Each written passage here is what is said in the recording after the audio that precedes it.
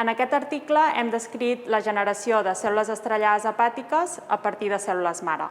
Les cèl·lules estrellades hepàtiques són unes cèl·lules del fetge que controlen l'homeostasis de la matriu extracel·lular.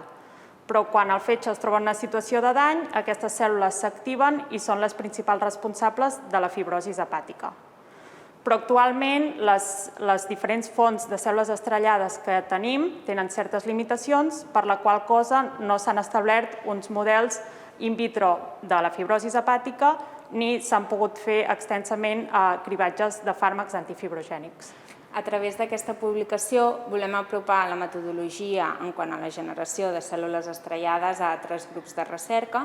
En aquest article es detalla el protocol de diferenciació per l'obtenció d'aquestes cèl·lules, així com els seus potencials usos.